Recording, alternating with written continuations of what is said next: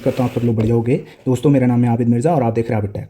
दोस्तों यहाँ आप दो चीज़ें देख रहे होंगे, कूलर और एसी। दोनों का बिल कितना आता है दोस्तों, एक महीने के बिल के बारे में हम बात करेंगे तो एकदम एक्यूरेट निकालेंगे कि एक महीने के कूलर का बिल कितना है, एक महीने के एसी का बिल कितना है।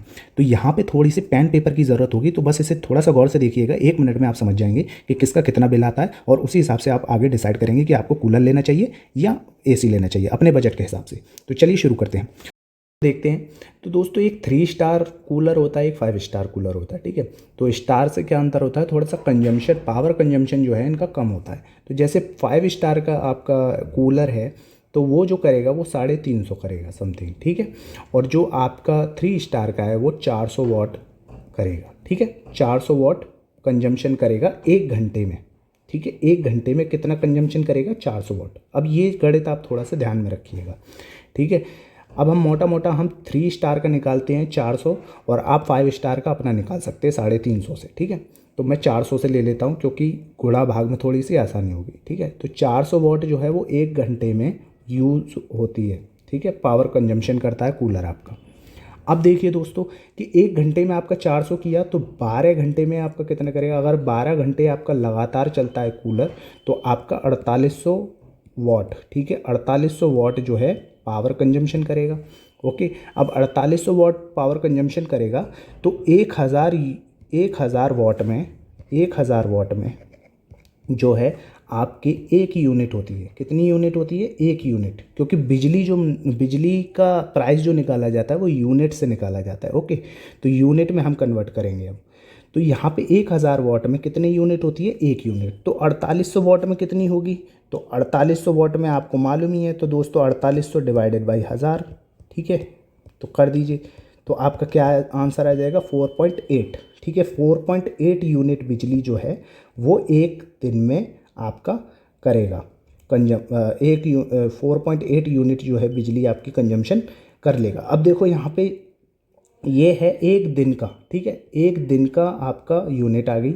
और एक दिन को हमने कैसे काउंट किया, 12 घंटे। अब आपका 10 घंटे चलता है तो दोस्तों 10 यूनिट से निकालिएगा, ठीक है। अगर 10 घंटे चलता है तो 10 का गुणा कर दीजिएगा, ठीक है। तो 10 का गुणा किस में कर देना है, 400 में कर देना है, ठीक है। अगर आपका 5 घंटे चलता है तो 5 गुणा 400 कर दीजिएगा। तो इस तरीके से तो हम 4.8 यूनिट आ गया, ठीक है। अब देखिए दोस्तों 4.8 आ गया। आपकी बिजली का जो प्राइस है वो लगभग हर जगह 7 रुपये यूनिट होता है, ठीक है। 7 रुपये यूनिट। आपका कितना हो रहा है, 4.8। तो 4.8 इंटू 7 कर देंगे, ठीक है। तो मैं इस सबको इरेज करता हूँ, फिर आपको थोड़ा सा बताता हूँ।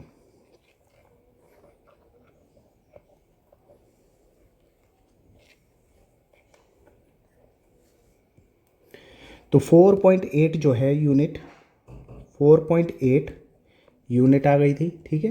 अब रुपए का जो 1 यूनिट का प्राइस है, जो बिजली का प्राइस है वो कितना है, 7 रुपये। तो 4.8 इंटू 7 तो कितना आ जाएगा, तो ये जो आ जाएगा वो आ जाएगा 33.6, ठीक है। 33.6 आ जाएगा। इसको समथिंग अराउंड में 35 रुपये मान लो, ठीक है। यानी कि 33.6 रुपये, और इसको अराउंड में मान लूँ तो 35 रुपये मान लेता हूँ, ठीक है। तो 35 रुपये आपके एक दिन की कीमत हो गई कि आप 12 घंटा कूलर चला रहे हैं, ठीक है। तो 12 घंटा आप लगातार कूलर चला रहे हैं तो आपके 35 रुपये बनते हैं एक दिन के, ठीक है। एक दिन के आपको समझ में आ गया। अब हम बात करते हैं कि महीने में कितने बने। तो 35 गुणा 30 कर दो। तो 35 गुणा 30 कितना हो जाएगा, 3 पंजे 15, 3 त्रिका 9 और 1 10, यानी कि 1050 रुपये जो है आपके एक महीने का बिल हो गया, किसका, कूलर का, अगर आप 12 घंटे उसको चलाते हैं non stop. Okay, I hope आपको ये समझ में आ गया होगा कि कूलर का कैसे कैलकुलेट किया, ठीक है। अगर आपको समझ में नहीं आया हो तो कमेंट कीजिएगा, मैं दोबारा इसकी वीडियो बना दूंगा। चलिए, तो आई होप आपको ये समझ में आ गया होगा, दोबारा देखने की ज़रूरत नहीं होगी। इतना तो मुझे मालूम है कि आपको समझ में आ गया होगा कि 1050 रुपये जो है आपके एक महीने का बिल होता है, किसका, कूलर का। अब चलिए दोस्तों हम बात करते हैं एसी की। तो एसी में दोस्तों 3 स्टार, 4 स्टार, 2 स्टार और 5 स्टार, ठीक है। तो इसके एसी के जो हैं हम वाट की कंपैरिजन कर लेते हैं। तो आपको ये बता दूं कि 5 स्टार एसी में तो 700 वाट जो है वो इसकी कंजम्पशन है। और अगर 4 स्टार की बात करूँ तो 4 स्टार में 800 हो जाती है। वहीं 3 स्टार की बात करूँ तो इसमें 900 हो जाती है और 2 स्टार में 1000, ठीक है। तो ये वॉट की बात हो रही है। अब दोस्तों आई होप आपको ये समझ में आ गया होगा, ठीक है। तो वॉट मतलब कि 1 घंटे में 700 वॉट, अगर मैं 5 स्टार का लेके चलता हूँ, ठीक है, 5 स्टार का लेके चल रहा हूँ, तो 1 घंटे में कितना 700 वॉट जो है ये यूनिट खाएगा, ठीक है। अगर ये 12 घंटे लगातार चलता है, 12 घंटे चलता है, तो 700 गुणा 12 कर लेंगे, ठीक है। 700 गुणा 12 करेंगे तो कितना हो जाएगा 8400, ठीक है। 8400 वॉट जो है ये खाएगा। तो एक दिन में कितने वॉट हो गए, एक दिन में हमारे हो गए 8400 वॉट। अभी मैंने आपको बताया था एक यूनिट में कितने होते हैं, तो एक यूनिट में होते हैं 1000, ठीक है, 1000 वॉट होते हैं। तो 8400 यूनिट में कितने होंगे, तो 8.4, ओके। तो 8.4 हो जाएंगे, ठीक है। इतना आपको समझ में आ गया होगा। तो 8.4 यूनिट हो जाएगी, और एक यूनिट का जो प्राइस है वो कितना है, एक यूनिट का प्राइस है दोस्तों 7 रुपये।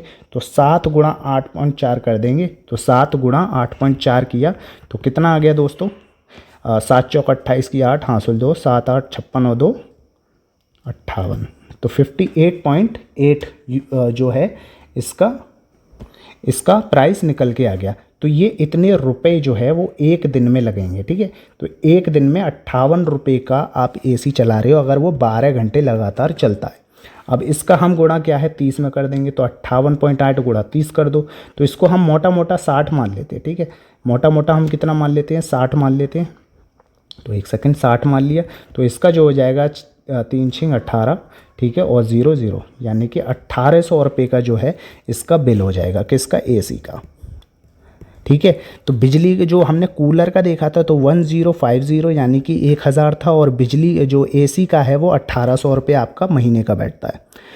तो वीडियो आपको पसंद आई हो तो चैनल को सब्सक्राइब जरूर करना, और अगर आपको कुछ और इसी से रिलेटेड आपको टॉपिक चाहिए तो आप मुझे कमेंट कीजिए, तो मैं उसके ऊपर भी वीडियो बनाऊंगा। अब दोस्तों मेरी अगली वीडियो रहेगी कि दोस्तों मीटर को रीडिंग कैसे करें, मीटर की यूनिट कैसे निकालें, ओके। तो चैनल को सब्सक्राइब जरूर करना।